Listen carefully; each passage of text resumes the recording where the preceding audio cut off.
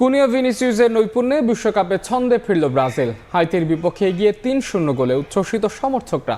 এই মুহূর্তে যুক্তরাষ্ট্রে আছেন এস এম ইকবাল, সরাসরি যাচ্ছে তার কাছে। ইকবাল,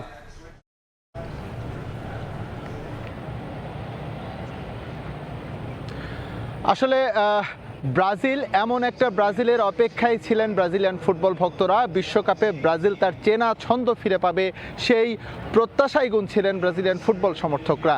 সেই ম্যাচের কাঙ্ক্ষিত ম্যাচের দেখা যেন হাইতির বিপক্ষে এসে পেলেন সেই সমর্থকরা। দুর্দান্তভাবে ব্রাজিল এই ম্যাচে ঘুরে দাঁড়িয়েছে, অর্থাৎ প্রথম যেভাবে মরক্কোর বিপক্ষে ব্রাজিল তাদের বিশ্বকাপ শুরু করেছে সেই তুলনায় এবারের ম্যাচটা ফার বেটার শুরু হয়েছে। যদিও বলা যেতে পারে মরক্কো কিংবা হাইতির সঙ্গে অনেক পার্থক্য। র্যাঙ্কিংয়ে মরক্কো যেমন টপ 7-এ ছিল, সেই জায়গায় হাইতি হচ্ছে 85।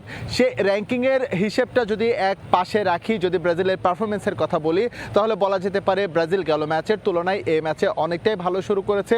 ব্রাজিল ম্যাচে কেমন পারফর্ম করেছে সেটি নিয়ে অবশ্যই কথা বলবো। তার আগে এই ম্যাচে ব্রাজিল যেহেতু ভালো শুরু করেছে, এটা একদিকে যেমন ব্রাজিলের জন্য স্বস্তির, ঠিক একইভাবে এই ম্যাচে ব্রাজিলের জন্য মহা এক অস্বস্তির খবর হয়ে এসেছে রাফিনিয়ার ইনজুরি। আমরা যেমনটি দেখেছি ম্যাচের 39 মিনিটে রাফিনিয়াকে কিন্তু মাঠ থেকে তুলে নেওয়া হয়েছে।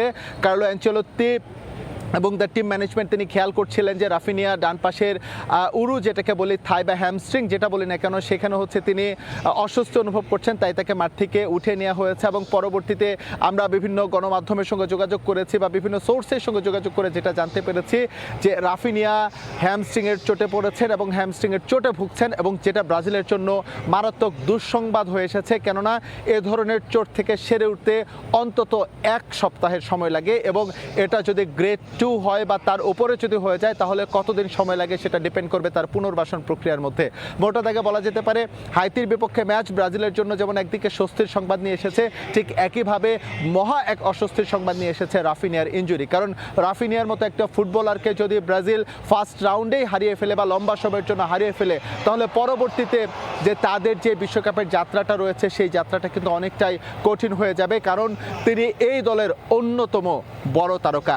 পাশাপাশি নেইমারের কথা বলতে হয়, তিনি যেহেতু এখনও বিশ্বকাপ শুরু করতে পারেননি, প্রত্যাশা করা হচ্ছে পরের ম্যাচে স্কটল্যান্ডের বিপক্ষে তিনি হয়তো বা ঢুকে যেতে পারেন। কিন্তু এই মুহূর্তে বলা যেতে পারে ব্রাজিলের দলে কিন্তু দুটো বড় বড় তারকা ফুটবলার চোটে পড়েছেন। এবার যদি ম্যাচের কথা বলি, ব্রাজিল এই মুহূর্তে 3-0 ব্যবধানে এগিয়ে রয়েছে। জোড়া গোল করেছেন ম্যাথিয়াস কুনিয়া এবং একটি গোল এসেছে ভিনি জুনিয়রের পা থেকে।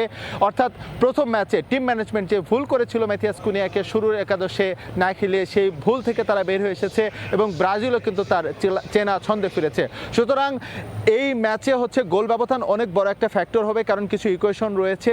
ব্রাজিলের উচিত হবে এই ম্যাচে ব্যবধানটা হচ্ছে আসলে যতটা বাড়িয়ে নেওয়া যায়, কারণ পরেই হচ্ছে ব্রাজিলের নকআউট পর্বের একটা ইকুয়েশন রয়েছে। তো আমার কাছে আপাতত যুক্তরাষ্ট্র থেকে এই ছিল সবশেষ তথ্য। ব্রাজিল হাইতি ম্যাচের খবরাখবর যুক্তরাষ্ট্র থেকে জানাচ্ছিলেন সহকর্মী এস এম ইকবাল।